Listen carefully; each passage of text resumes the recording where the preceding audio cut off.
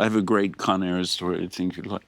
We had a house in France, and I was living there, and I was there working on a screenplay of a film I later directed with a writer called Nicholas Shakespeare, who'd written the novel, and Nicholas had never written a screenplay. So 3, including on the set of Con Air later, we were working on the script in the afternoon. We'd come in for lunch. We were still there having a coffee, and then a package came, and it was a DHL.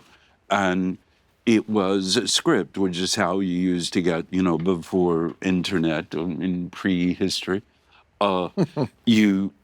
That's how you got a script. And so I open up this package, I look at it, I see the title, I open the first page, I see the characters listed.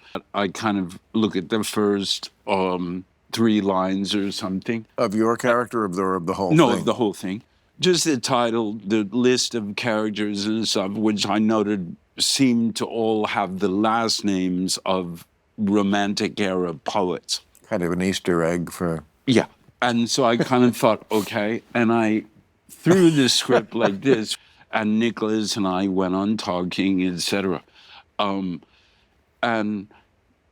then we went out, and I picked weeds. We went on working, as we did kind of all day long, etc., etc. And then at the end of the night, after a bunch of wine, Nicholas said to me, John, I've never read a screenplay. Would you mind terribly if I took this screenplay that you received today and read it? And I said, oh, of course, be my guest, Nicholas. Of course, he went up to bed.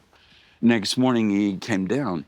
He was just so upset, and he said, I've read this thing. It's just the biggest piece of crap. It's just the worst thing I've ever read, blah, blah, blah, yada, yada. He went on for kind of 3 minutes, very English, public school boy, very elegant language. And he has a kind of sweetness about him, Nicholas. And he went on and on and on. And then he said, I'm just so glad I'm working with someone with such integrity that they would never consider a thing like this. And I was like, Nicholas, whoa, Nicholas, stop. Sorry, I'm doing it.